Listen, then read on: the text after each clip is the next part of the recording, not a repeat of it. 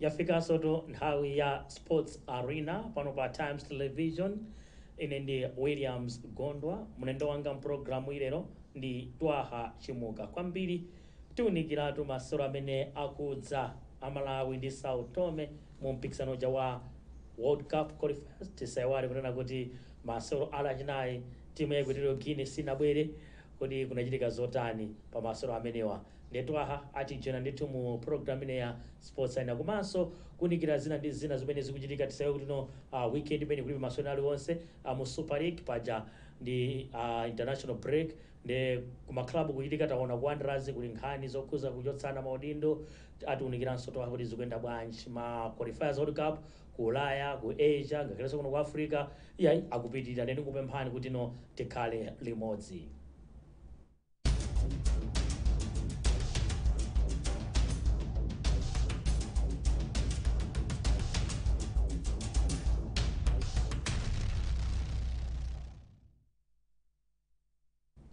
Ndinagamba kumemba program ine kuti andijoina Twaha.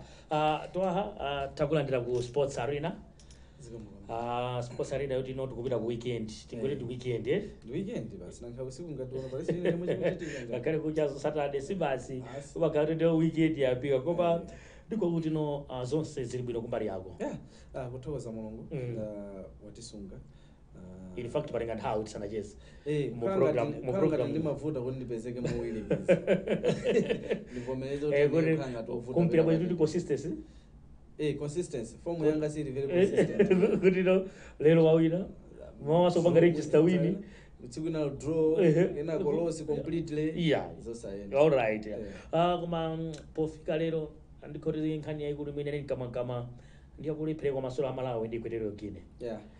Timu ya Equatorial Guinea sinafike palezo kamba za mbirimbiri. Of course Football Association of Malawi FAM inatulusa statement kuna kuti zawavuta IFA ya Equatorial Guinea kutumiza timu ku Malawi zimene zimaperekabe ndemanga. Anthu anapereka ndemanga zosiyana kuti alongo samadziwa tine kuti afamu mwina ka red flag sikanawale kuti anzathuwa akule kuti sabwera fa pana ma implications zambirimbiri, nkhani zokhuza matikiti, kalowedwe kapa game and so forth. Of course pali choncho komabe Twaha timu ya nyamuka yapita ku Tunis, mumzinda wa Tunis, mdziko la Tunisia. Kumeneko yukaswera masewero aja omaliza ama qualifiers amene World Cup ndi timu ya Sao Tome. Sindikuzoti tiyambire pati, tiyambire kuyang'ana za game ya Monday kapena where we are coming from. Zimachita bwino kuti muyambe komwe mukuchokera. Chifukwa makhalena kuti always mayang'ana ija timati past, present, then future. Ndi tiyambe kayi ndi past kuti tikuchokera kuti koma sinali scenario yabwino. Not good. Ndi scenario yosachita bwino makamaka sports mene imaina kukhalira chifukwa chonena kuti masewera ali wonse mukasewera pamakhalabe of course zinthu zingapo, pali the positive side and also makhaso the negative side. Zonsezo zimene zimapangano kuti masewera kapena tinoti zimene zimapanga kuti tsiku la mpira likhalepo. Ma positives amene amakhalapo ndi aja kupanga pakhalati especially ku national team kuonena kuti anthu simusewera limodzi kawiri makhala kuti you are building what we call ubale, ma combinations between ma players. Uyu ndi uyu ma players just makhala kumana kwa nthawi yoyamba ubaleso kukhazikira kuti akamati Babatunde ujanda ameneyo for ena sama mudziwa okhala ma player oka sazi kuti Babatunde amaenda motani ikodi akafuna kupanga defend Gaba amaenda motani especially sapa mukayang'ana mwina makamaka ma games atatu apakatipa. We've had some new names almost call up ina iliyonse. Munthu akuona kuti naita na Jibril Kedina, he was in the squad. Tikanakhaso kuti kumuona kuti okay with a position nyuwani ndi awawa anthu akupanga jeo motani akuziwana motani. The coming in also of Gaba, even imagine Maele Malango still sanafike ponena kuti tingane nekuti ataonera bwino komanso zingane they have gelled into the team kuti apangana understand kuti kodi timu ikuyesera motani nankaini isewera motani pamene sipanati. So games ngati amene ajao they give you that advantage that chance yona kuti taisani osewera kuti angamasewera motani. So the fact yona kuti simunasewere zimakhala kuti zakuchoserani mpata umenewo. Kuchoka pamenepo pamakhalanso zinthu zina ma relationships ena even between ma players, not ma players ambali yanokha komano even ma players anu ndi anzanu aja. Amakhala those players are in there akulankhulana, so ziwiri zitatu zimakhala kuti zikutani zikulowa. Komanso exposure ya osewera anu akakumana ndi osewera ngati amene ajawo we know kunena kuti amakhala ndi osewera kuti ajawo they are being trained kwina, inunso anu akutraina kwina, so mukasewera muja amakhala ndi osewera awawa atengera kodi anzathu aja kusewera motani nakhaifeti ngatani. So mukaziphatikiza zimene zijazi pakamodzi zimakhala kuti zikuthandiza muzochitika. So kameneko amakhala kuti you have lost china ma rights ma commercial revenues. Yes, kuti lezi that game yakadi magretations zambiri. Yeah, kumakhala ndi a radio a TV ndena hotelo na kuti akanatha kupasani that commercial revenue ndalama za broadcasting ndi kuti ndalama zimene zimakhala zatani zaonongeka. You have lost that money. Chifukwa chonena kuti palibe amene angangobwera kuzangoyika makamera for 90 minutes of just kungocheza. That cannot happen. So mene kumakhala ndalama imene yataniso yaonongeka, and that's a loss also. Even in fans when abwera ku stadium. Yeah, when abwera ku stadium kuti ready for action koma zinapezeka kuti basi at the end anangoti attend igeni masewera nsangolutso zomwe it was a loss kwambiri. So imeneso ndi loss ina. Pamakhalanso malosi ena amene makhala nawo to do with that relationship between you and my supporter. Okay. Yeah. Mukamasewera game chonchi you get my supporter aja connected to inuyo kuti yes now akanika na ma supporters the next game azakhandika nkhawa kachota game imene mwina aso sabweranso tuyayi. As a result, pre-selling is itauza kuzakukira bonse ili affected. Kuzafunika no marketing yokwanira kuti anthu azakhe ndi chidwi kuti zinthu zizatani zinthu zachitikani. So my issues ngaramene amakhala ovuta. Now what are the other main positives amene tinganene kuna kuti takhala tapangako kuti sakhala ambiri. One ndi kuti makhati mwapanga avoid my injuries. Okay. Yeah, my injuries ena amene akanabwera makhati mwapanga avoid. Manops ena ndi ena amakhala kuti amene ajawo mwatani mwapanga avoid. Mwinaso amatha kukhala ma costs ena amene amakhala kuti they are connected kwambiri to kusewera kwa game amakhala kuti mezatani mwapanga avoid. Komano mwinaso even pali ma cautions kuteka ma players ena game hii mena mabwera nandi ma yellow card umwe anapanga accumulate game ya Liberia iyi ndiye kuti akanasewera mwina akanapasa yellow card ina akanakhala suspended for the next match ya Sao Tome. So in this case ndiye kuti zimene zinachitike they will be eligible to play the next game. So na ma advantages yake makhala ngati amene however na zachitika amatijani water under the bridge. Yes. Zadutsa kale basi zimenezo mazikabwezerese koma for sure next time muna communication izakhala yabwino kwa basi kuchokera ku FA atifuwa umakaikabe kuti lino mezo kuonekeramo sizokuoneka bwino kwenikweni kwambiri. Komanso china pafunikano kuti anzathu afamu this is a reality check yankhani ya ma tickets. Anapanga at the end masewera pakati pa the same team anangoigawa kuti kuli awa then iso kuli kunali probables ndi possibles ina yomwe masewera ina was being managed by Pasua ina Peter Mponda. Now atena kunena kuti that is the reward ya anthu amene anagula ma tickets kuti ticket yawo yathera pati pamenepo amenepo. Next time we need to manage this thing better. Why I'm saying so is I don't think you kunena kuti that was the real value of the ticket yomwe munthu amagula. If someone goes to court today ndi ukasuma sangakhale kuti alakwisa chifukwa chonena kuti ticket imene munthu amagula I think it was 6,000 kwacha open stand.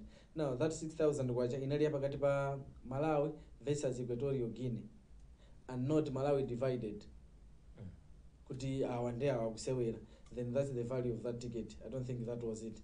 So paonena kuti ayi masewe timu itango igawa asewera awande awa then ticket yanu ndiye kuti yathera pamene popo ndikwala mikwira Malawi chifukwa icho nina kuti sana pese value yeni imene yo amatani amafuna. So next time we should be able to manage the tickets kwenda kuti ngati niyo mwanena kwenda kuti no we are doing pre-ticket sales, it means it's a ticket yomwe you trust kuti you can easily track it, you can easily trace it kuti yes this is our ticket, this is not our ticket, to a level you can say okay our next fixture ya international ya pa home muzalowera that ticket. Okay, chifukwa yachitika papai ndi robale ndithu umbanda kena ikachitika chifukwa munthu simungamuuze kwenda tiyerekeze pano tinene kuti kwalengezedwa masewera pakati pa Bullets and Wanderers kuti akusewera, then you say kuti ano Wanderers inabwere pabwalo, or yes I will just use a very viable example yoti inachitikapo kale Silver Strikers ndi Wanderers ya Airtel top 8. So mukayangana kunena kuti sopano mwauza anthu kunena tano in this case ndikuti mungogawana body Wanderers sinabwere Silver amene makhala pa bench musewera game imeneyi amene mayamba mukhala mbali nayo. Is that a proper value ya ndalama? So next time tikhale kuti this ticket can be held ndi munthu chimutawazana mwene sungani ticket next assignment ya national team ya pa home muzaonera chifukwa chona kuti niyo if you are able to say kwenda kuti okay if we can produce my pre-ticket sales koma that ticket you cannot verify kuti tikansunga munthu kansira munthu kuti aisunge for 3 months or for 2 months ndiye kuti ticket imene ikhala kuti yosatani mwina wake sitingakwanisa kuipanga recognize, it means what you are doing ndiye kuti anthu mukumabera mukupanga za chinyengo chifukwa inuyo mukapanga produce a ticket it should be something chona kuti mutakwanisa kuchipanga chani mutachipanga track kuchipanga trace kuti ndi yolondola India chani India boss chifukwa ine am very optimistic and I'm sure kwenda ku ticket chikakhala imakhala kuti yasunga ku record ticket number kuti ndi number chani batch number yake ndi iti so that munthu jakabweresa mutaona kuti ndiona isiyo chani isiyoona. I think before January before March kanga timakhazi ndi inaso cha mu November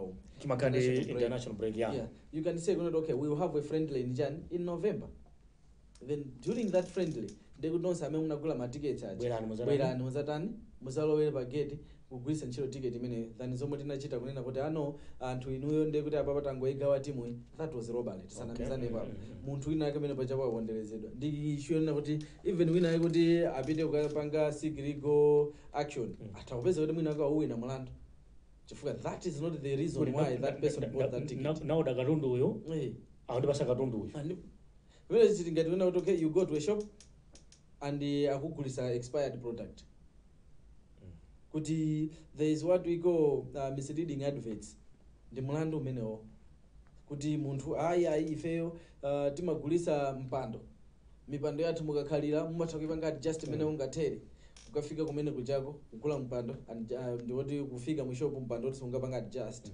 ndi misleading advert ndi mulandu. Okay. So that's the same. So next time tipange handle my situations ngati amene wabwino if you are selling a ticket it should be a ticket you can trace you can be able to say okay that ticket ndi yathu zimenezo zachitika.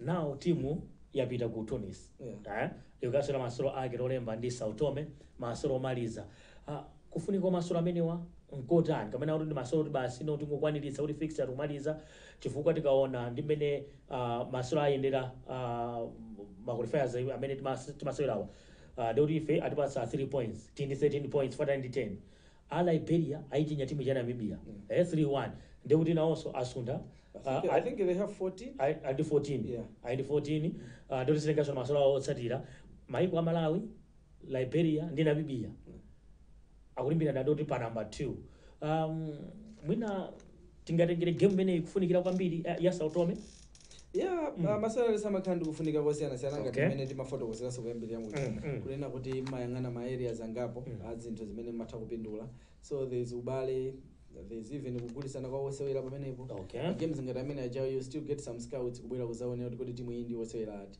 so we have wosewera yena the local players omwe mwina atapeza kuti apeza mwayo okasewera even ku Sao Tome and Principe there are times pamene mpira pena munthu matha kupanga decide kuti yes ukuku league is competitive kunoko si let's say that mwina league iyi ndi ya ku Malawi yamphamvu ndi ya ku Malawi koma league imene ili ndalama zambiri kuposa ya ku Malawi we have seen players akuchoka mu matimu amene maiko amene league yawo is competitive kupita ku maiko wena simply because there is a very good monetary value so on saka kale so mapiki kumabola no at the end of the day kuzooneka kuti kukulowako kena kake. Yeah, zimenezo ndizotheka. China njoyena kuti tukuyang'ana pano patili mu situation yomwe tupangafuna kupanga build team ngakhale kuyenda kuti I feel like it's an opportunity lost pang'ono because we know kuti it's the mtunda wotali kuti pange qualify kupita ku World Cup.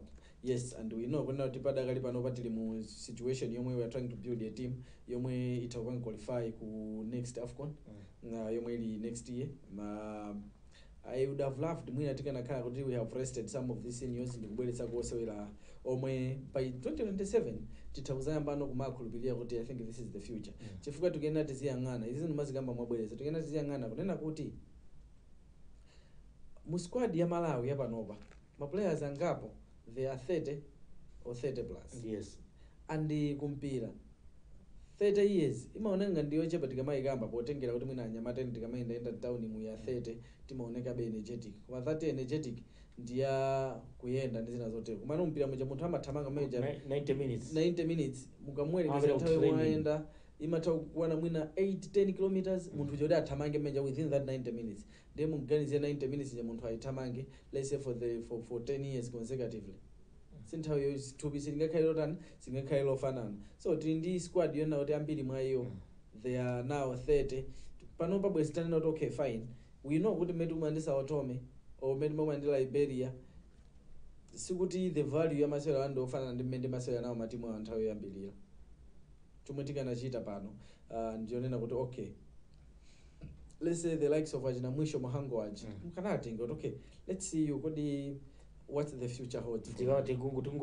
Tingokuona you give them kandi 10 minutes 5 minutes ya kumapeto ichi angosewera Ajina this other guy ali ku Zambia Chifundo Mphasi. Yeah, give them time taone kuti atakusewera mota chifukwa tukenda kuyang'ana beyond 2027 what we are doing here. Yes, tipezeka kuti tangowina masewera awawa tawina tamaliza then 2026 tuyamba mu qualifiers. 2027 you expect tikachita bwino Sao Tome higher chances for kuti Sao Tome zitimu yamphamvu koma nkhani ino makhala tayenda kodi environment ikakhala yotani osewera athu akapanga respond motani to my environmental pressures komanso kuonena kuti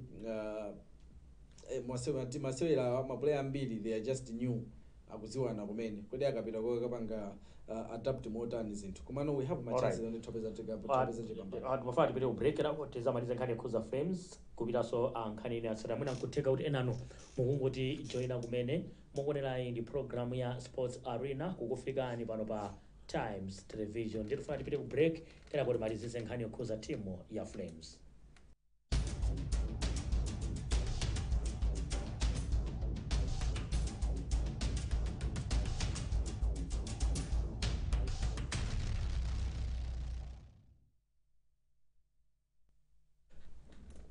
Tukulandirani gawo lachiwiri la program ya Sports Arena pano pa Times Television.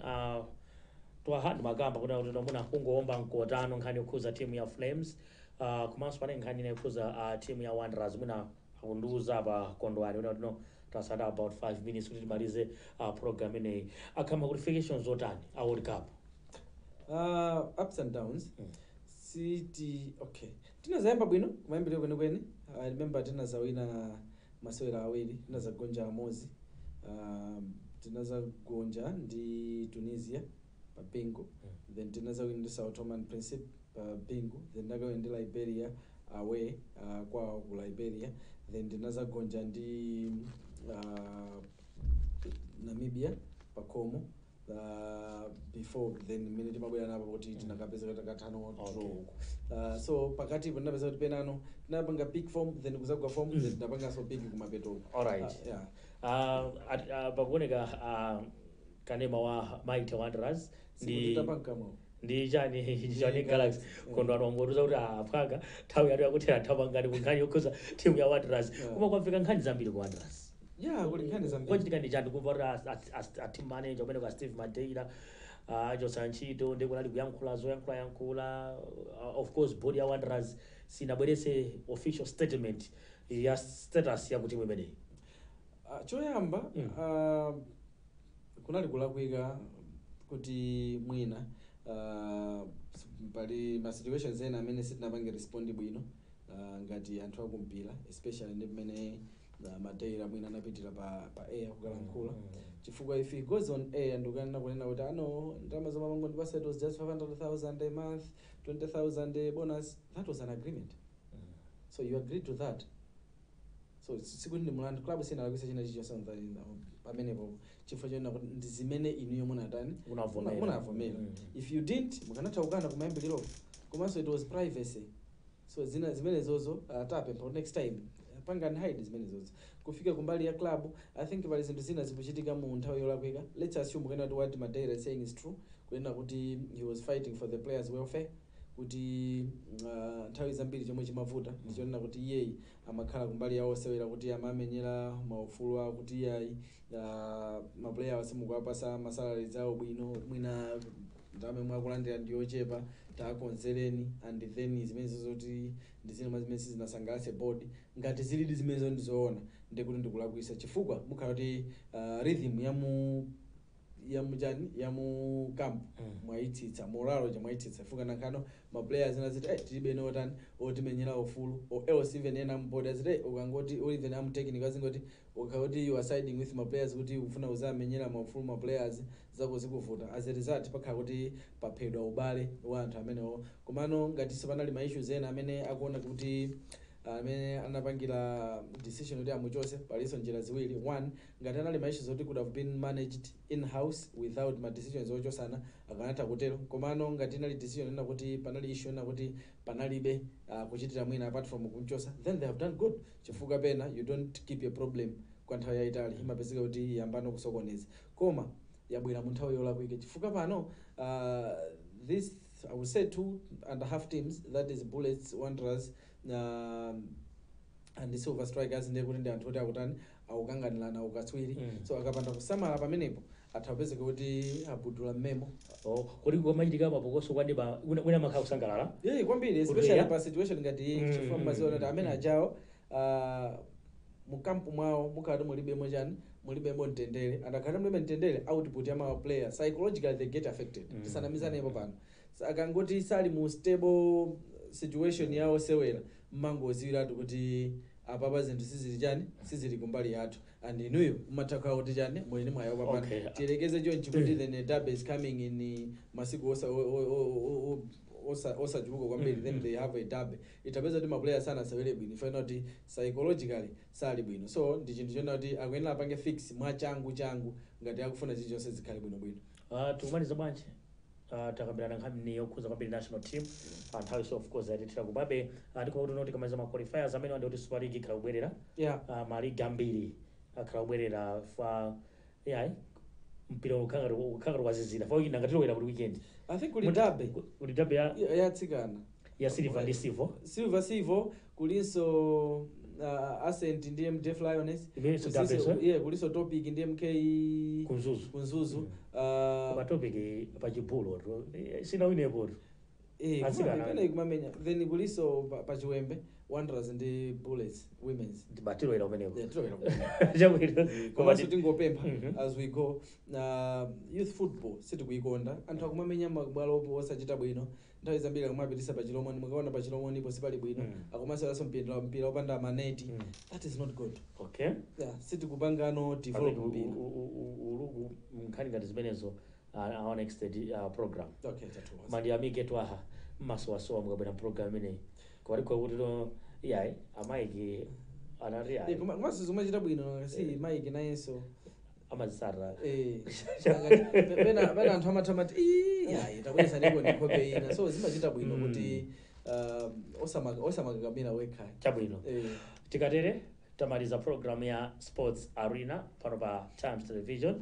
Inero ndifuna ndithokoze Twaha Chimuka amene anali mlendo wanga program yathu ya lero koma kondwani ndamene amaongolera zonse pamakina kuti ife tioneke mene tikuonekeramo. Dzina langa ndine Williams Gondwa ndikufunani zabwino zonse. Pitirizani kuonera kanema wa Times tapita.